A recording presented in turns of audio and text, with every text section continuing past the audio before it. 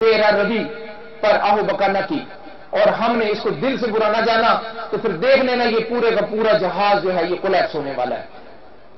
ذرا ذرا سی باتوں پہ جھوٹ بولنے لگے. آج آپ کو پاکستان میں سچ بولنے والا نہیں ملے گا. جھوٹ کو اس حد تک کمانے حد تک بولا جاتا ہے یہاں پر کہ اللہ کی پناہ ہے کہ ہم لوگ شاید مجرمین میں پوری دنیا میں پہلے نمبر پر آ گئے. ہونا تو یہ چاہیے تھا کہ اسلام کا قلعہ ہوتا اور ہم عالم اسلام سے شرمندہ نہ ہوتے, ہم خدا سے شرمندہ نہ ہوتے. تو کہا کہ ذرا ذرا سی باتوں پہ جھوٹ بولنے لگے, اولاد ماں باپ پہ غم و غصہ کرنے لگے, گناہ عام ہو جائے, امن ختم ہو جائے. اور کہا کہ یہ جو عورتیں ہیں یہ اپنے شوہروں کے سروں پر چڑھ جائیں گی. کہا کہ ہر عورت اپنے شوہر کی تابع دار نہیں رہے گی, یہ بھی قرب قیامت کی نشانی ہے. عورتیں اپنے شوہروں کو گالی, مرد کمزور ہوں گے, عورتیں طاقتور ہو جائیں گی. آج ہم دیکھ رہے ہیں اور میں اپنی بیویوں بہنوں سے کہوں گا, خاص کر میں اپنی جماعت والوں سے جہاں تک میں ریکویسٹ کر سکتا ہوں اور جہاں تک میری آواز پہنچ رہی ہے, میرے دوستو یہ بہت بڑا عذاب ہے, یہ بہت بڑی مصیبت ہے. ہم مادر پدر آزاد نہیں ہیں, ہمارے گلوں میں اللہ کی غلامی کا رسہ ہے. اگر ہم لوگوں نے اس بات کو نہ سمجھا تو دیکھ لینا کہ یہ رسہ کھینچ لیا جائے گا. تو کہا کہ گناہ عام ہو جائے, امن ختم ہو جائے. آج آپ دیکھتے ہیں کہ امن نام کی اس دنیا میں کوئی چیز نہیں ہے اور عجیب و غریب ہماری صورتحال ہے.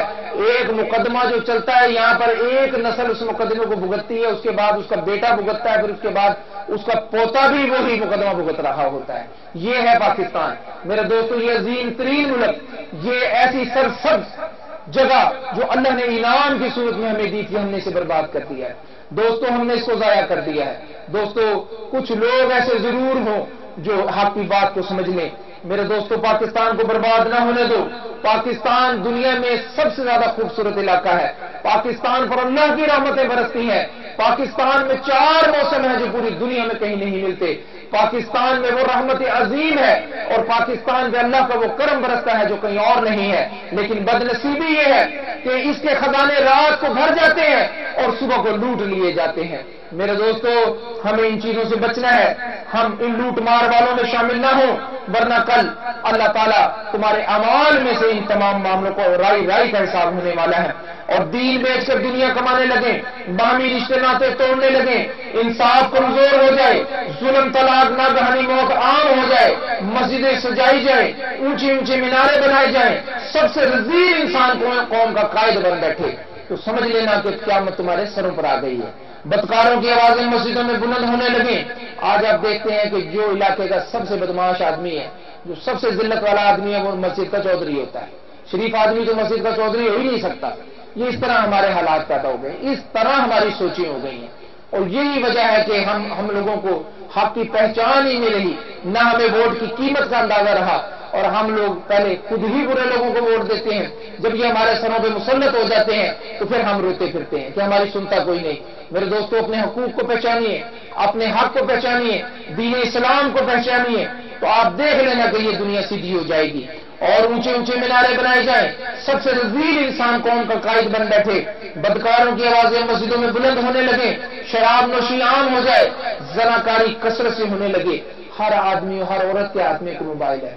شادی شدہ عورت ہے تو موبائل ہے, وہ بھی کسی سے اٹیچمنٹ کی ہوئی ہے. ہر مرد ہے, اس کے 4 بچے ہیں, 6 بچے ہیں. میں نے دیکھا 50 سال کے مردوں کو.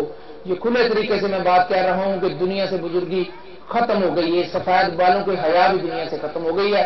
اس لیے کوئی کسی کا لحاظ ہی نہیں کرتا. ورنہ یاد رکھنا کہ ایک بزرگ کسی محلے میں ہوتا تھا تو سارے علاقے کے بچے سدھر جاتے تھے. لیکن بدنصیب نہ ایسے بزرگ رہے اور نہ ہی پھر ایسے بچے رہے. لیکن یہ یاد رکھنا چاہیے جن قوموں کے بچے خراب ہو جائیں ان کے بزرگ ان کو بچا لیتے ہیں, لیکن جن قوموں کے بزرگ خراب ہو جائیں وہ قومیں صفحہ ہستی سے مٹا دی جاتی ہیں. ان کو بچانے والا کوئی نہیں. یہ فارمولے جو میں آپ کو بتا رہا ہوں. تو کہا کہ آج وہ بدکاری ساری پوری ہو گئی ہے. ہر آدمی اپنی بیویوں پہ اکتفا نہیں کرتے, برے کام کر رہے ہیں, برائیاں کر رہے ہیں, گناہ کر رہے ہیں, لعنتیں اکٹھی کر رہے ہیں. میرے دوستو ہمیں ان باتوں کو بھی سمجھنا ہے. عورتوں کو چاہیے کہ اپنے شوہروں کی فرما برداری کریں اور مردوں کو چاہیے کہ اپنی بیویوں کے حقوق کا خیال رکھیں. اور جب ہم اللہ کے قوانین پر پورا اتریں گے تو خدا گواہ ہے کہ ہو سکتا ہے کہ آپ کے گھروں میں اللہ سونے کی بارش کرتے, جس طرح اللہ تعالیٰ مکے اور مدینے میں بارش کیا کرتا ہے. یہ ہمارے دکھ تکلیف خود بخود ختم ہو جائیں گے. ورنہ پھر آپ کبھی کسی اللہ کے ولی سے دعا کروا لیں، جو مرضی کرا کے دے لیں، آپ کا دکھ نہیں ختم ہو سکتا جب تک کہ اندر سے وہ ڈرم کبھی نہیں بھرتے جو نیچے سے ٹوٹے ہوئے ہیں۔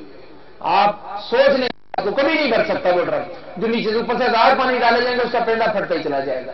میرے دوستو ان باتوں کو سمجھ لیجئے، کچھ بعید نہیں کہ وہ وقت آنے والا ہے، عورتیں زیادہ ہوں گی، آوارہ اور بدکار عورتیں عام ہوں گی، برہنہ لباس پہنے بازاروں میں نمود و نمائش اور دعوت گناہ دیتی پھریں گی۔ میرے دوستو میں اکثر کہتا ہوں کہ دنیا میں فیشن بدلتا ہے لیکن عالم اسلام کا فیشن نہیں بدلتا۔ جو عورت فیشن کے مطابق کیبل دیکھتی ہے، قمیض اونچی ہو گئی تو اس نے قمیض اونچی کر لی، پائچہ اونچا ہو گیا اس نے اونچا کر لیا، وہ عورت انتہائی بدکار عورت ہے۔ جس عورت نے اپنے گھر سے اس مقصد کے لیے نکلی کہ کوئی غیر مرد اس کے جسم کو دیکھ لے، نبی نے گواہی دی ہے کہ خدا کی قسم کھا کے کہا اپنے کہ وہ عورت جنت کی ہوا نہیں سونگھ سکتی۔ میرے دوستو عورت کا لباس کلائی تک ہونا چاہیے۔ یہ جو آج کل شولڈرز تک قمیضیں چل رہی ہیں یہ عذاب الہی ہے، ایسی عورت کا مرد بھی عذاب الہی میں مبتلا کر دیا جائے گا۔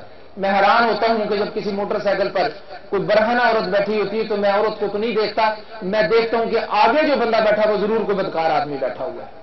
میرے دوستو یہ ہماری کمزوریاں ہیں، یہ ہماری خرابیاں ہیں جس کی وجہ سے ہم مسلمان ہو کر کفر پہ فخر کر رہے ہیں، ہم مسلمان ہو کر صرف دنیا کے ایک چھوٹے سے لالچ پر مر رہے ہیں۔ میرے دوستو یہ زندگی ختم ہو جائے گی۔ آپ نے فرمایا کہ عورتیں باغی ہوں گی، گھر گھر ناچ گانا ہوگا۔ آج ہم دیکھتے ہیں کہ ہر گھر میں صبح ہوتی ہے تو تھالی گھمائی جا رہی ہے، ہر گھر سے کلمے کی آواز آنی چاہیے تھی، ہر گھر سے نماز کی آواز آنی چاہیے تھی، ہر گھر سے قرآن کی آواز آنی چاہیے تھی، لیکن بڑی بدنصیبی ہے کہ ہر گھر سے ہرے کرشن ہرے رام کی آواز آ رہی ہے۔ جس سے پوچھو، میرا 100 بندوں سے میں پوچھتا ہوں، میں لازمی پوچھتا ہوں کہ کیبل لگی ہے، کہ کہتے ہیں کیبل لگی ہے لیکن دیکھتے نہیں ہیں۔ ہم کیبل لگی ضرور ہے، میں پھر کہتا ہوں قرآن پہ ہاتھ رکھ کے کیا کہ کیبل لگی ہے دیکھتے نہیں، تو وہ کہتے ہیں کہ نہیں جی یہ قسم نہیں کھاتے، وہ تو پھر کچھ نہ کچھ بے ایمانی ہو جاتی ہے۔ لیکن میرے دوستو بے ایمانی نہیں ہوتی، ڈٹ کر بے ایمانی ہو رہی ہے، قوم رج کے بے ایمان ہو گئی ہے۔ تو میرے دوستو آج ہم سب کو، آپ میرے لیے دعا کریں، میں آپ کے لیے دعا کرتا ہوں، ٹھیک ہے نا؟ یہ عذاب الہی ہمیں مار ڈالے گا، یہ عذاب الہی ہمیں کہیں کا نہ چھوڑے گا، اور مجھے حکم ہے کہ میں حکم اذاں کروں، مجھے حکم ہے کہ یہ پیغام میں آگے دوں۔ عورتیں بوڑھوں اور بزرگوں کو جھڑکنے لگیں گی، یہ عذاب الہی نہیں ہے تو کیا ہے؟ مردوں اور عورتوں سے شرم و حیا رخصت ہو جائے گی۔ ہم نے وہ مائیں جو اپنے بچوں کی تربیت کرتی تھیں، وہ مائیں جو اپنے بچوں کو اللہ والوں کی کہانیاں سناتی تھیں، وہ مائیں جو اپنے بچوں کو جنت دوزخ کی کہانیاں سناتی تھیں، وہ بچے جب پروان چڑھتے تھے تو مائیں قرآن پڑھ رہی ہوتی تھیں۔ آج کی ماں کیبل دیکھ رہی ہے، آج کی ماں گناہ میں ملوث ہے، تو ایسے بچے سب سے بڑے ہو کے سب سے پہلے ماں کا گلا دباتے ہیں، اور ہر چوتھا کیس یہی آ رہا ہے کہ جی بچہ ہمیں مارتا ہے، بچہ ہمیں مارتا ہے۔ میں پوچھتا ہوں کہ پھر کیا کیا تم نے؟ بتا، تو نے اس کو 7 سال کی عمر میں نماز کی تلقین کیوں نہ کی؟ تو نے 10 سال کی عمر میں بچے کو نماز کیوں نہ پڑھائی؟ کیوں نہ تو نے نبی آقے دو جہاں کی کہانی اس کو سنائی؟ کیوں نہیں تو نے جنت اور دوزخ کی کہانی اسے سنائی؟ تو پھر کہتے ہیں یہ بہت کام خراب ہو گیا، اب کوئی ایسا دم کریں کہ یہ ہمارا بچہ ٹھیک ہو جائے۔ لیکن دوستوں میں بتا دوں ایسا کوئی دم دنیا میں موجود نہیں ہے کہ جس کے کرنے کے بعد کوئی بدل جائے۔ ہاں اتنا ضرور ہے جو میں نے آج باتیں آپ سے کی، جو میں نے کہانی سنا دی کہ اپنی اصلاح کر لو، گناہوں سے دور ہو جاؤ، آپ دیکھو گے کہ اللہ قادر مطلق ہے، تمام قلوب اللہ کے ہاتھ پر ہے، اللہ جس کو چاہتے ہیں اس کے قلب کو سیدھا کر دیتے ہیں۔ تو میرے دوستو یہ نبی کی باتیں سنا رہا ہوں، آج آپ کا یہاں بیٹھنا ایک ایک لمحہ جو ہے یہ قیمتی ہو گیا ہے۔ میں آپ کو بتا رہا ہوں کہ ایک ایک لمحہ اور ایک ایک بات آپ کی سننی آج آپ کو فائدہ مند ہوگی، اور انشاءاللہ جو لوگ کام کریں گے، جو لوگ میرے ساتھ مل کر میرا ساتھ دیں گے، وہ لوگ ہر حال میں ان کی تقدیریں بدل جائیں گی، اسلام کا نام رہ جائے گا، قرآن کے لفظ رہ جائیں گے، علماء سو پیدا ہوں گے، بدکار مفتی ہوں گے، دین پر قائم رہنے والے کی حالت ایسی ہوگی جیسے اس نے انگارہ ہاتھ میں پکڑ لیا ہو۔ حدیث سے انکار کیا جائے گا، مسلمانوں کی اکثریت ہوگی مگر بدکار اور بیکار ہوگی، مسلمان مالدار ہوں گے مگر دیندار نہیں ہوں گے، گھر گھر لڑائی ہوگی، خانہ جنگی ہوگی، امیر لوگ حج بطور تفریح کریں گے۔ علماء آج حج اتنا مہنگا کر دیا گیا، ایک ٹکٹ ہی ہے نا، ایک ٹکٹ ہے سعودی عرب کا، اس کے علاوہ یا وہاں کی رہائش کا کوئی مسئلہ ہے، لیکن غریب کے حصے میں سے حج نکال ہی دی گیا۔ صاحب اقتدار جتنے بھی بیٹھے ہیں، میری ان سے درخواست بھی ہے کہ اللہ اگر ان کے دلوں پر اثر ڈالے، ہونا چاہیے، سب کے دلوں پہ اثر ہونا چاہیے، تو میرے دوستوں ان باتوں کی ضرور تقدو کرنی چاہیے۔ ہر بندہ کہتا ہے مجبور ہے جی، پتہ نہیں یہ پھر کہاں سے بات حل ہوگی، ہر بندہ کہتا ہوں بڑے ہی مجبور ہیں، بڑے عاجز ہیں، ہمارے بس کی بات نہیں ہے۔ میرے دوستوں اگر ہم سب لوگ مل جائیں اور اکٹھے ہو جائیں تو انشاءاللہ ہر غریب حج کرے گا، ہر غریب روزہ رسول کو دیکھے گا۔